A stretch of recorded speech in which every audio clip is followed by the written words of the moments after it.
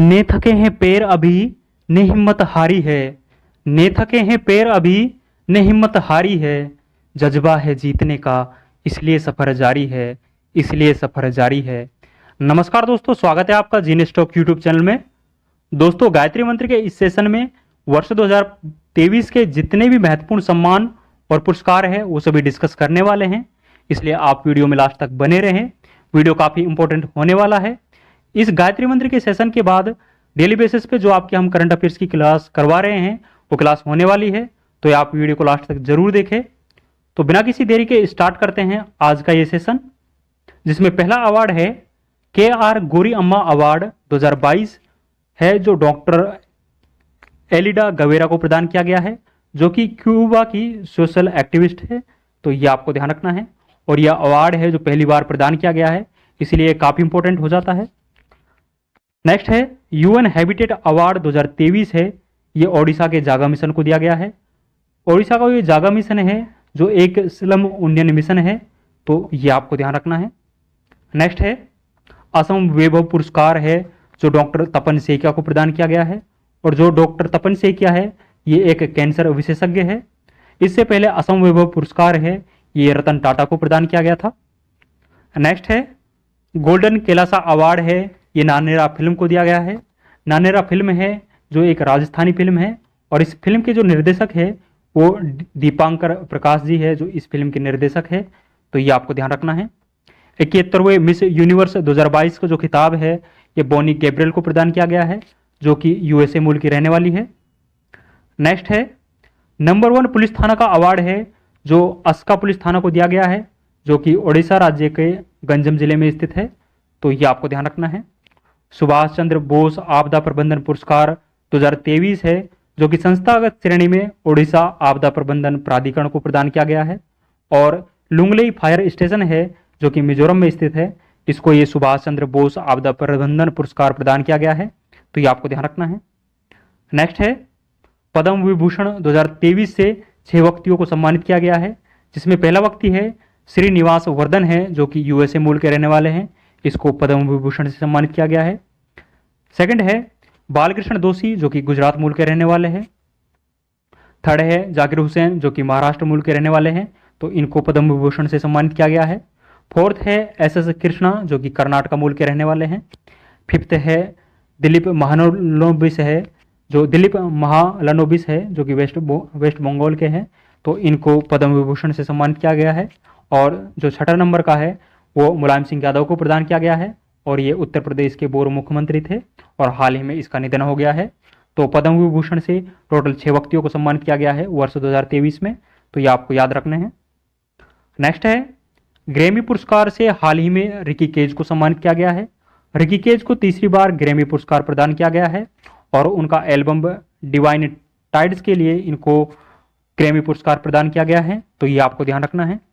मातृभूमि book of the year 2023 पुरस्कार है, ये डॉक्टर पेगी मोहन को प्रदान किया गया है। राजा राम मोहन राय अवार्ड है, जो 2023 का ये पत्रकार ABK प्रसाद को प्रदान किया गया है। नेक्स्ट है प्रेसिडेंट कलर अवार्ड है, यह हरियाणा पुलिस को प्रदान किया गया है। नेक्स्ट देखेंगे एंटरप्रेन्योर ऑफ द ईयर 2022 से सज्जन जिंदल को सम्मानित किया गया है, तो ये आपको ध्यान रखना है। मार्कोनी पुरस्कार, जिसे दूरसंचार का नोबेल पुरस्कार के नाम से हम जानते हैं, इससे हरि बालकृष्ण को सम्मानित किया गया है। हरि बालकृष्ण है जो एक कंप्यूटर वैज्ञानिक है, तो ये आपको ध्यान रखना है।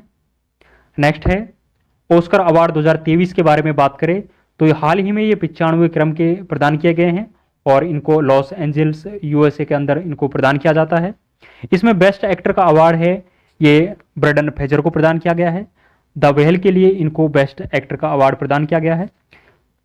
बेस्ट एक्ट्रेस का अवार्ड है ये मिशेल यो को प्रदान किया गया है, जो कि एशिया की पहली एक्ट्रेस है जिसे ऑस्कर अवार्ड से सम्मानित किया गया है। बेस्ट पिक्चर का अवार्ड है ये everything everywhere all at once के लिए बेस्ट पिक्चर का अवार्ड है जो प्रदान किया गया है, तो ये आपको ध्यान रखना है। बेस्ट सॉन्ग के बारे में बात करें तो RR फिल्म का जो नाटू नाटू सॉन्ग है इसको बेस्ट सॉन्ग का अवार्ड प्रदान किया गया है, और इसका जो संगीतकार है वो MM किरवानी है, जो इसके संगीतकार है। शॉर्ट डॉक्यूमेंट्री अवार्ड है जो द एलिफेंट विस्पर को शॉर्ट डॉक्यूमेंट्री अवार्ड प्रदान किया गया है। इसके निर्देशक है जो कार्तिकी गोंजाल्विस है, जो इसके निदेशक है, तो ये आपको ध्यान रखना है। नेक्स्ट अवार्ड है फीफा वर्ल्ड कप 2022 है, जो कि कतर में आयोजन हुआ था। इसके विजेता टीम थी जो अर्जेंटीना थी। इसमें गोल्डन बॉल का अवार्ड है जो लियोन मेसी को प्रदान किया गया था, जबकि गोल्डन बूट का अवार्ड है जो किलियन मेबापे को प्रदान किया गया था, जो कि फ्रांस मूल के रहने वाले थे।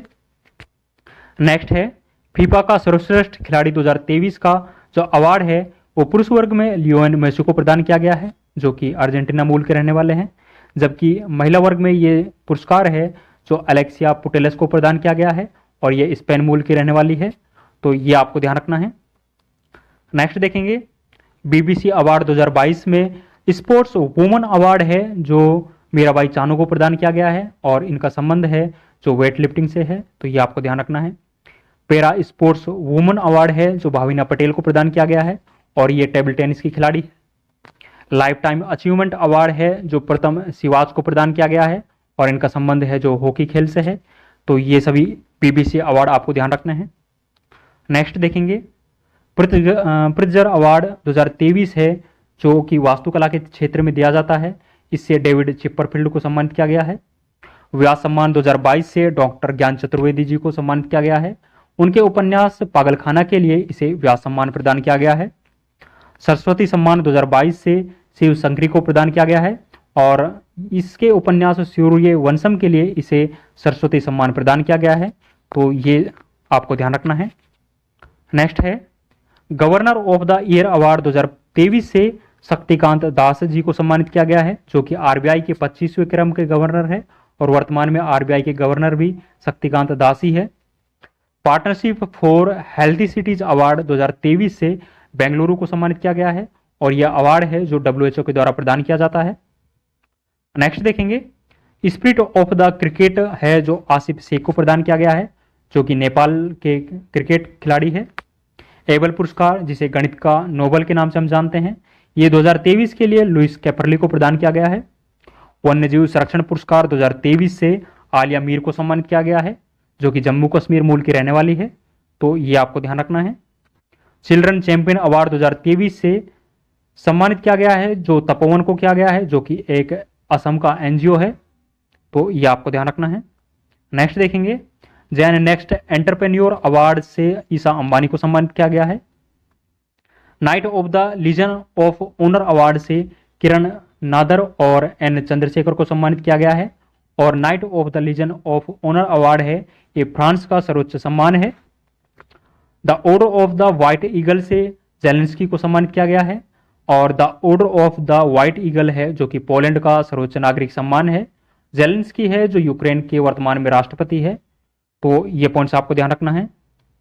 नेक्स्ट है वैक्सीन इंडस्ट्री एक्सीलेंस अवार्ड से भारत बायोटेक को सम्मानित किया गया है, जो कि हैदराबाद में स्थित है। फेमिना मिस इंडिया अवार्ड 2023 से नंदिनी गुप्ता को सम्मानित किया गया है, ये कोटा राजस्थान की रहने वाली है। संतोकबा मानवतावादी पुरस्कार से सोनम वांगचुक को सम्मानित किया गया है।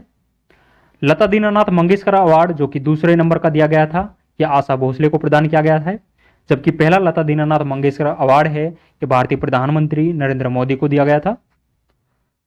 ग्लोबल गोल्ड अवार्ड है जो पावर ग्रिड कॉरपोरेशन है जो कि 11वीं महारत्न कंपनी है, तो इसको प्रदान किया गया है, तो ये आपको ध्यान रखना है।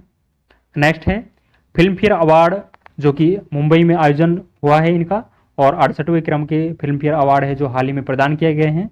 इसमें बेस्ट फिल्म का अवार्ड है जो गंगूबाई काठियावाड़ मूवी है, इसको बेस्ट फिल्म का अवार्ड प्रदान किया गया है।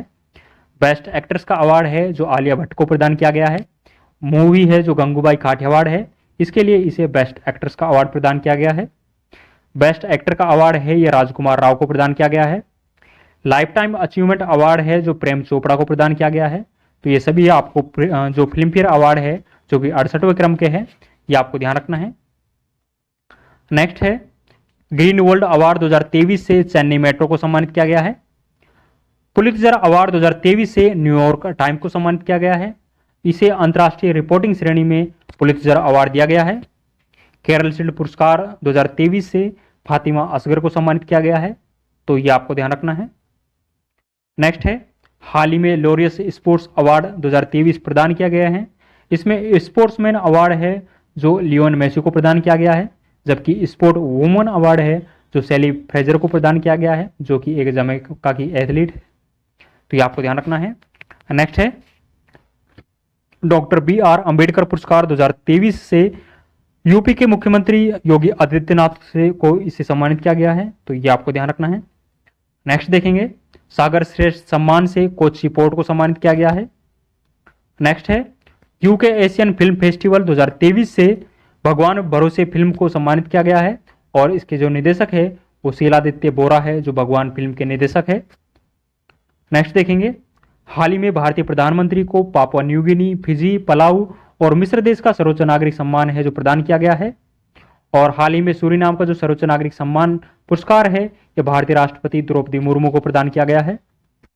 नेक्स्ट है अंतर्राष्ट्रीय बुकर पुरस्कार 2023 से जॉर्जी गोस्पिडनोव को सम्मानित किया गया है। ये बुल्गारिया मूल की रहने वाली है और इनके उपन्यास टाइम शेल्टर के लिए इसे अंतर्राष्ट्रीय बुकर पुरस्कार प्रदान किया गया है। नेक्स्ट देखेंगे आईफा अवार्ड 2023 है, जो इनका आयोजन तो अबू धाबी यूएई के अंदर इनका आयोजन होता है और इसमें बेस्ट फिल्म का अवार्ड है जो दृश्यम 2 मूवी को दिया गया था, जबकि बेस्ट एक्ट्रेस का अवार्ड है जो ऋतिक रोशन को दिया गया था विक्रम वेदा मूवी के लिए, जबकि बेस्ट एक्ट्रेस का अवार्ड है जो आलिया भट्ट को प्रदान किया गया था गंगूबाई मूवी के लिए। उत्कृष्ट उपलब्धि अवार्ड है जो कमल हासन को प्रदान किया गया था। तो ये सारे अवार्ड जो आईफा अवार्ड में दिए गए थे, तो ये आपको ध्यान रखना है। नेक्स्ट है क्षेत्रवा कान फिल्म फेस्टिवल है, इसमें पार्लियामेंट्री अवार्ड है जो anatomy of the fall film के लिए दिया गया है। इसके जो निदेशक है वो जस्टिन ट्राइड है जो इसके निदेशक है। और मानद पार्लियामेंट्री अवार्ड है जो माइकल डगलस को प्रदान किया गया है। तो कान फिल्म फेस्टिवल के दौरान ये 2 अवार्ड है जो महत्वपूर्ण है, ये दोनों ही अवार्ड आपको ध्यान रखने हैं।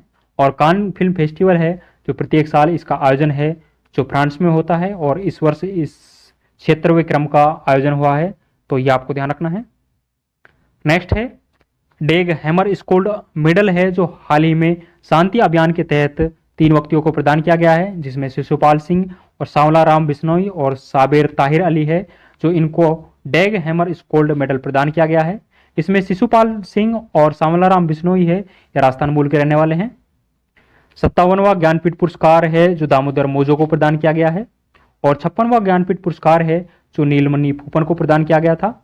तो ये सारे इंपॉर्टेंट अवार्ड जो वर्ष 2023 के अब तक दिए गए हैं ये हमने डिस्कस किए हैं, जो कि काफ़ी इंपॉर्टेंट है। तो आपको ये कैसा लगा गायत्री मंत्र का ये सेशन, आप कमेंट बॉक्स में ज़रूर से बताएं। यदि आपको ये पसंद आया है तो प्लीज़ वीडियो को लाइक करें और यदि आपने अभी तक हमारे चैनल को सब्सक्राइब नहीं किया है तो प्लीज़ चैनल को सब्सक्राइब करें।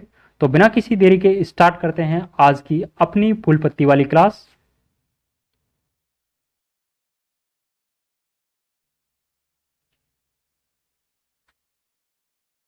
नमस्कार दोस्तों, स्वागत है आपका 15 जुलाई 2023 आपकी अपनी फूल पत्ती वाली क्लास में, जिसमें चर्चा करेंगे रोज की तरह करंट अफेयर से जुड़े 10 महत्वपूर्ण सवाल जो आपकी प्रतियोगी परीक्षाओं के लिए काफी महत्वपूर्ण होने वाले हैं। दोस्तों यदि आपने हमारे पिछले करंट अफेयर के वीडियोज नहीं देखे हैं तो वो भी आप जरूर से देखें, जिसका लिंक इस वीडियो के नीचे कमेंट बॉक्स में मिल जाएगा। दोस्तों यदि आप चैनल पर नए हैं तो प्लीज चैनल को सब्सक्राइब करें, वीडियो को लाइक करें और ज़्यादा से ज़्यादा इस वीडियो को अपने दोस्तों के साथ में शेयर करें। तो बिना किसी देरी के स्टार्ट करते हैं आज का पहला क्वेश्चन। पहला क्वेश्चन है हाल ही में चंद्रयान 3 को किस रॉकेट से सफलतापूर्वक प्रक्षेपित किया गया है। तो आप सभी को भली भांति पता है कि कल 14 जुलाई के दिन इसरो के द्वारा चंद्रयान 3 को सफलतापूर्वक प्रक्षेपित किया है। हम सभी भारतीयों के लिए ये एक गर्व का क्षण था। तो इस रॉकेट को इसरो के द्वारा LV-3M4 जो रॉकेट है इससे लॉन्च किया गया है। इस रॉकेट को हम बाहुबली के नाम से भी जानते हैं और इस चंद्रयान 3 को सतीश धवन जो अंतरिक्ष केंद्र है श्री हरिकोटा आंध्र प्रदेश में स्थित है, यहाँ से लॉन्च किया गया है। तो ये सारे पॉइंट्स आपको ध्यान रखने हैं। यदि चंद्रयान फर्स्ट के बारे में बात करें तो चंद्रयान फर्स्ट को 22 अक्टूबर 2008 को लॉन्च किया जाता था और इसको लॉन्च है जो PSLV C11 से लॉन्च किया गया था। और चंद्रयान फर्स्ट है जो एक ऑर्बिटर मिशन था, ये भी आप ध्यान रखेंगे। नेक्स्ट है चंद्रयान सेकंड को लॉन्च है जो 22 जुलाई 2019 को किया गया था। चंद्रयान सेकंड को GSLV MK-3MI से लॉन्च किया गया था और इसका वजन था जो 3850 किलोग्राम इसका वजन था और इसमें एक ऑर्बिटर था, लैंडर और विक्रम भी था। सॉरी, इसमें लैंडर और रोवर था। लैंडर का नाम है जो विक्रम था और रोवर का नाम है जो प्रज्ञान था। तो ये आपको ध्यान रखना है। और ये तीनों मिशन है जो इसरो के थे। और इसरो के बारे में बात करें तो इसरो की जो स्थापना है ये 15 अगस्त 1969 को इसरो की स्थापना होती है। और वर्तमान में जो इसरो के हेड है वो एस सोमनाथ जी है, जो वर्तमान में इसरो के हेड है। तो ये सारे इंपॉर्टेंट पॉइंट्स आपको ध्यान रखने हैं। दोस्तों, आगे बढ़ने से पहले मैं आपको बता दूं, इन सभी 10 क्वेश्चंस की जो पीडीएफ है वो हमारे टेलीग्राम चैनल जिन स्टॉक पर मिल जाएगी, जिसका लिंक इस वीडियो के नीचे कमेंट सेक्शन में दिया हुआ है। वहां जाकर आप ये पीडीएफ डाउनलोड कर सकते हो। यदि आपको ये वीडियो पसंद आ रहा है तो प्लीज़ वीडियो को लाइक करें, और यदि आपने अभी तक हमारे चैनल को सब्सक्राइब नहीं किया है तो प्लीज़ चैनल को सब्सक्राइब भी करें, और इस ज़्यादा से ज़्यादा इस वीडियो को अपने दोस्तों के साथ में शेयर करें। आगे बढ़ते हैं। नेक्स्ट क्वेश्चन है, हाल ही में प्रधानमंत्री नरेंद्र मोदी को किस देश के सर्वोच्च नागरिक और सैनिक सम्मान the grand cross of the legion of honour से सम्मानित किया गया है? तो हाल ही में भारतीय प्रधानमंत्री नरेंद्र मोदी को फ्रांस का सर्वोच्च नागरिक सम्मान the grand cross of the legion of honour से सम्मानित किया गया है। यह आपको ध्यान रखना है। भारतीय प्रधानमंत्री नरेंद्र मोदी जो फ्रांस में बास्टिल डे परेड होती है 14 जुलाई को, उसमें शिरकत करते हैं। इसी दौरान फ्रांस के राष्ट्रपति इमैनुएल मैक्रोन के द्वारा इसको यह अवार्ड प्रदान किया गया है। और भारतीय प्रधानमंत्री नरेंद्र मोदी है जो ये अवार्ड पाने वाले पहले भारतीय प्रधानमंत्री बने हैं। तो ये भी आपको ध्यान रखना है। कुछ ललन टॉप बातें और ध्यान रखेंगे। हाल ही में मिस्र, पापुआ न्यू गिनी, फिजी और पलाव देश का जो सर्वोच्च नागरिक सम्मान है वो भारतीय प्रधानमंत्री नरेंद्र मोदी को प्रदान किया गया है। और सूरीनाम का जो सर्वोच्च सम्मान है वो भारतीय राष्ट्रपति द्रौपदी मुर्मू को प्रदान किया गया था हाल ही में। नेक्स्ट है the order of the white eagle, जो कि पोलैंड का सर्वोच्च सम्मान है, ये जेलेंस्की को प्रदान किया गया है। और जेलेंस्की है जो यूक्रेन के वर्तमान में राष्ट्रपति है। तो ये सारे पॉइंट्स आपको ध्यान रखने हैं। नेक्स्ट देखेंगे। नेक्स्ट क्वेश्चन है, हाल ही में संयुक्त समुद्री बल अभ्यास ऑपरेशन साउदर्न रेडिनेंस 2023 में किस भारतीय जहाज ने भागीदारी की है? तो हाल ही में जो संयुक्त सैन्य बल अभ्यास हुआ है ऑपरेशन साउदर्न रेडिनेंस, इसमें भारतीय जहाज INS सुनैना के द्वारा भागीदारी दर्ज की गई है। तो ये आपको ध्यान रखना है। इस अभ्यास का आयोजन है जो सेशेल्स और मॉरिशस देश में इसका आयोजन होता है। और यह एक बहुसेना अभ्यास है, मतलब बहुत सारे देश मिलकर इस अभ्यास को करते हैं। और इस अभ्यास का जो प्रमुख उद्देश्य है वो समुद्री सुरक्षा को बढ़ावा देना इस समुद्री अभ्यास का प्रमुख उद्देश्य है। तो ये आपको ध्यान रखना है। कुछ ललन टॉप बातें और ध्यान रखेंगे। ऑपरेशन कावेरी है, ये भारत सरकार के द्वारा सूडान में चलाया गया था। और इसमें INS सुमेधा जहाज है जो इसके द्वारा भाग लिया गया था। साइक्लोन अभ्यास है जो भारत और मिस्र के मध्य में आयोजित होता है। ये भारत और मिस्र के मध्य में आयोजित होने वाला पहला युद्ध अभ्यास था। और इसका आयोजन है जो राजस्थान के अंदर होता है। तो ये आपको ध्यान रखना है।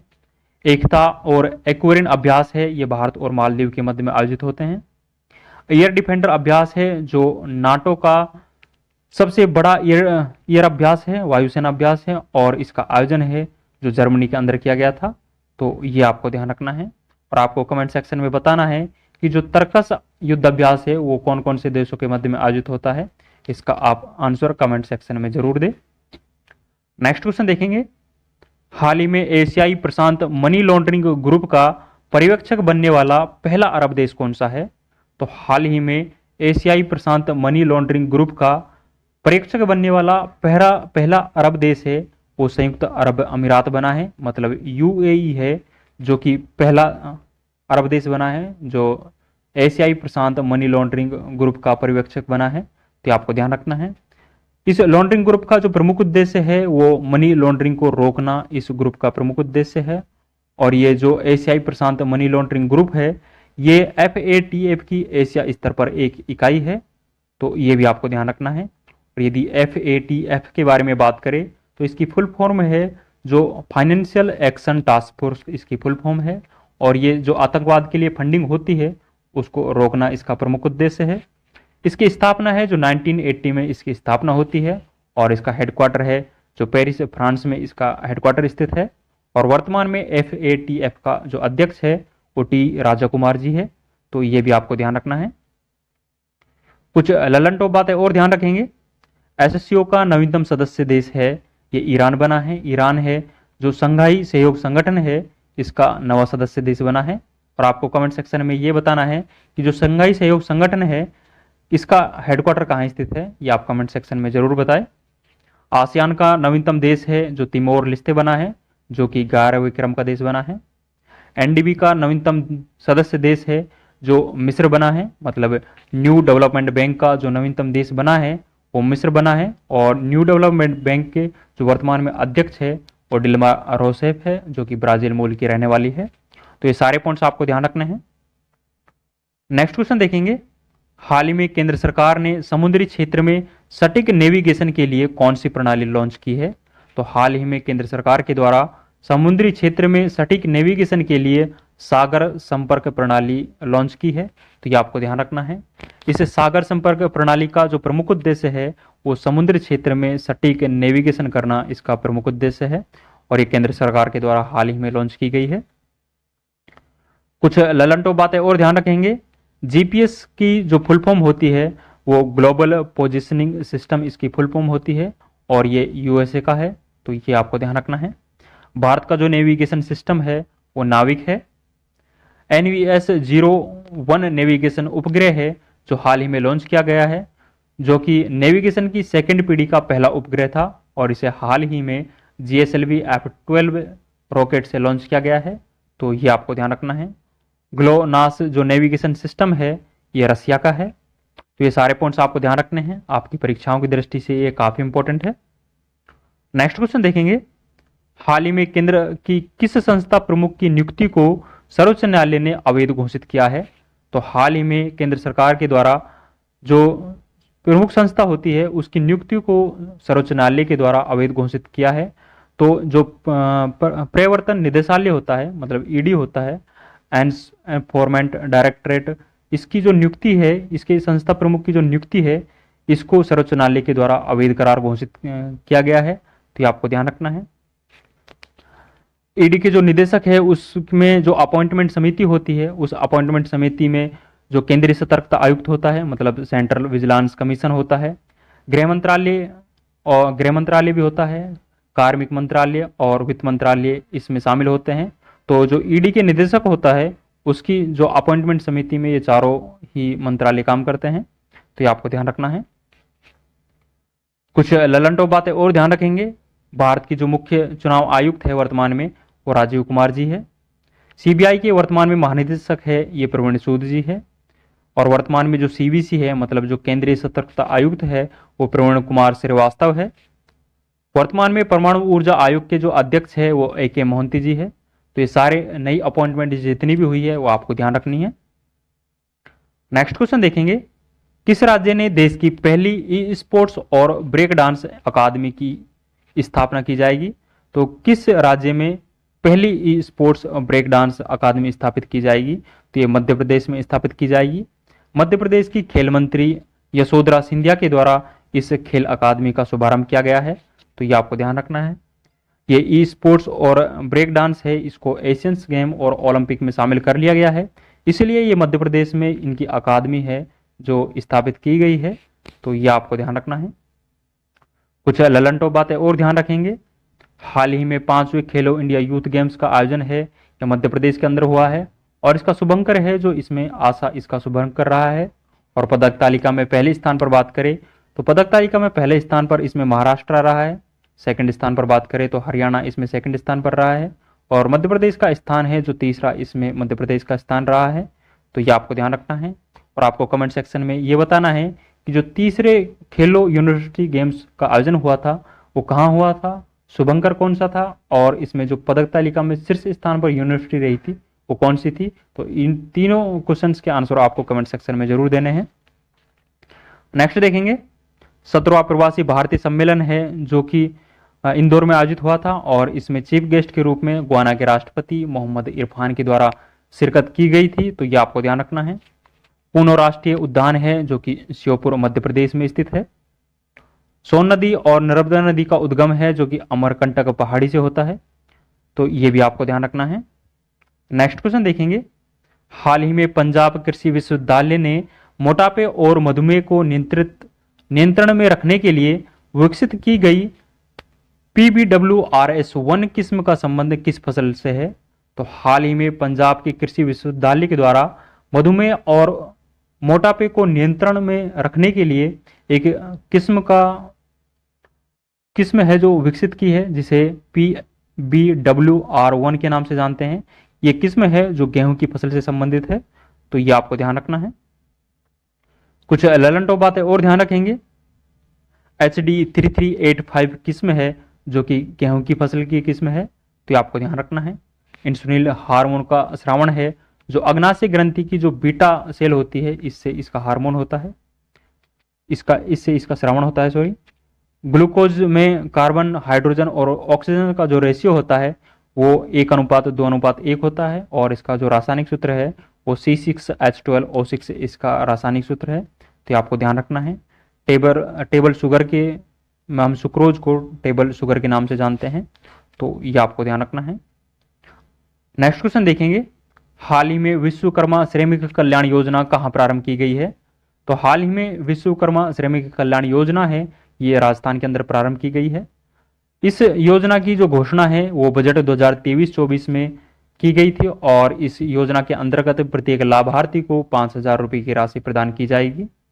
और स्वरोजगार को बढ़ावा देने के लिए इस विश्वकर्मा श्रमिक कल्याण योजना को राजस्थान सरकार के द्वारा प्रारंभ किया गया है। कुछ ललन टॉप बातें और ध्यान रखेंगे। मुख्यमंत्री चिरंजीवी बीमा योजना है, जो राजस्थान सरकार की स्वास्थ्य की सबसे बड़ी योजना है, स्वास्थ्य बीमा की सबसे बड़ी योजना है। और इसमें जो स्वास्थ्य बीमा राशि है उसमें पहले 10 लाख रुपए थी, अब इसको बढ़ाकर 25 लाख रुपए बीमा राशि को कर दिया गया है, तो ये आपको ध्यान रखना है। राजस्थान में वर्तमान में जिले और संभाग के बारे में बात करें तो राजस्थान में वर्तमान में 50 जिले और 10 संभाग है, और वर्तमान में 19 नए जिले और 3 संभागों का गठन किया गया है, जो कि रामलुभाया समिति की सिफारिश से इन जिलों का और संभागों का गठन किया गया है, तो ये आपको ध्यान रखना है। भारत का 52वां टाइगर रिजर्व है जो रामगढ़ विषधारी है, जो कि बूंदी राजस्थान में स्थित है। और आपको कमेंट सेक्शन में ये बताना है कि जो भारत का 53वां टाइगर रिजर्व है वो कहाँ स्थित है। ऊन उत्पादन में प्रथम स्थान है जो राजस्थान का है। आज का अंतिम क्वेश्चन देखेंगे। अंतिम क्वेश्चन है, हाल ही में केरल के राज्यपाल ने किस लेखक की पुस्तक कृष्णा द सेवंथ सेंस का विमोचन किया है? तो देवाशीष चटर्जी के द्वारा ये पुस्तक ये लिखी गई है। तो देवाशीष जो चटर्जी है कृष्णा द सेवंथ सेंस पुस्तक के लेखक है, और इस पुस्तक का विमोचन है जो केरल के राज्यपाल मोहम्मद इरफान के द्वारा इस पुस्तक का विमोचन किया गया है, तो ये आपको ध्यान रखना है। कुछ ललन टॉप बातें और ध्यान रखेंगे। वेल्थ ऑफ नेशन पुस्तक है, ये एडम स्मिथ की है। अष्टाध्यायी पुस्तक है, ये पाणिनि की है। राजतरंगी पुस्तक है, ये कल्याणी की है, तो ये पुस्तकें आपको ध्यान रखनी है। दोस्तों, अब कल के जितने भी करंट अफेयर्स के क्वेश्चंस थे वो एक बार क्विकली रिवीजन करेंगे। कल का पहला क्वेश्चन था, ग्लोबल फायर पावर सूचकांक 2023 में भारत की सैन्य शक्ति को कौन से स्थान पर रखा गया है? तो हाल ही में जो जारी ग्लोबल फायर पावर इंडेक्स है, इसमें भारत की सैन्य शक्ति को 4th स्थान पर रखा गया है। इसमें पहला स्थान है जो यूएसए का है, सेकंड स्थान रसिया का है, और 3rd स्थान है जो चाइना का है, तो ये आपको ध्यान रखना है। नेक्स्ट क्वेश्चन देखेंगे, हाल ही में कृत्रिम बुद्धिमत्ता आधारित स्टार्टअप XAI को किसने लॉन्च किया है? तो इस AI आधारित जो स्टार्टअप है इसको एलन मस्क के द्वारा लॉन्च किया गया है, और इसको लॉन्च है जो SpaceX कंपनी के द्वारा इसको लॉन्च किया गया है, तो ये आपको ध्यान रखना है। नेक्स्ट क्वेश्चन देखेंगे, हाल ही में क्वांटम कंप्यूटिंग में क्रांति लाने वाले मेजराना जीरो मोड्स कण की खोज किसने की है? तो इस मेजराना जीरो मोड्स कण की खोज है जो माइक्रोसॉफ्ट के द्वारा की गई है। नेक्स्ट क्वेश्चन देखेंगे, हाल ही में किस देश की सरकार ने सुप्रीम कोर्ट की शक्ति को सीमित करने वाले विवादित विधेयक को मंजूरी दी है? तो इजराइल सरकार के द्वारा इस विधेयक को मंजूरी दी गई है, तो ये आपको ध्यान रखना है। नेक्स्ट क्वेश्चन देखेंगे, हाल ही में विश्व चुनाव निकाय संघ एवेब के कार्यकारी बोर्ड की 11वीं बैठक का आयोजन कहाँ हुआ है? तो हाल ही में विश्व चुनाव निकाय संघ के कार्यकारी बोर्ड की जो 11वीं बैठक है इसका आयोजन है जो कोलंबिया में हुआ है। नेक्स्ट क्वेश्चन देखेंगे, हाल ही में किस ग्रह के वायुमंडल में फॉस्फीन की खोज की गई है? तो शुक्र ग्रह के वायुमंडल में फॉस्फीन की खोज है जो की गई है। नेक्स्ट क्वेश्चन देखेंगे, हाल ही में तंजानिया में बन रहे आईआईटी मद्रास के कैंपस की पहली महिला अफसर डायरेक्टर किसे नियुक्त किया गया है? तो प्रीति अगलायम को पहली महिला डायरेक्टर के रूप में नियुक्त किया गया है। तो नेक्स्ट क्वेश्चन देखेंगे, हाल ही में जारी शिकायत निवारण सूचकांक में बड़े राज्यों में शीर्ष स्थान पर कौन सा है? तो बड़े राज्यों में शीर्ष स्थान पर है जो उत्तर प्रदेश है, और पूर्वोत्तर राज्यों में पहले स्थान पर है जो सिक्किम है, और केंद्र शासित प्रदेशों में जो पहले स्थान पर है वो लक्षद्वीप है। नेक्स्ट क्वेश्चन देखेंगे, हाल ही में वस्तु एवं सेवा कर परिषद की जो 50वीं बैठक में ऑनलाइन गेमिंग, कसिनो, दौड़ पर कितना कर लगाने की घोषणा की गई है? तो हाल ही में जीएसटी परिषद के द्वारा 28% कर लगाने की घोषणा की गई है। आज का अंतिम क्वेश्चन देखेंगे, 1600 मेगावाट का उत्तर प्रदेश राज्य का पहला अल्ट्रा सुपर क्रिटिकल प्लांट कहां स्थापित किया जाएगा? तो सोनभद्र के ओबेरा नामक स्थान पर यह पहला अल्ट्रा सुपर क्रिटिकल प्लांट है जो उत्तर प्रदेश में स्थापित किया जाएगा। ये 1600 मेगावाट का है और इसमें 2 यूनिट है जो स्थापित की जाएगी जो कि 800 मेगावाट की होगी। तो ये सारे क्वेश्चंस आपको ध्यान रखने हैं। तो दोस्तों कल के और आज के क्वेश्चंस हमने डिस्कस किए हैं जो कि आपकी परीक्षाओं की दृष्टि से काफ़ी इंपॉर्टेंट है।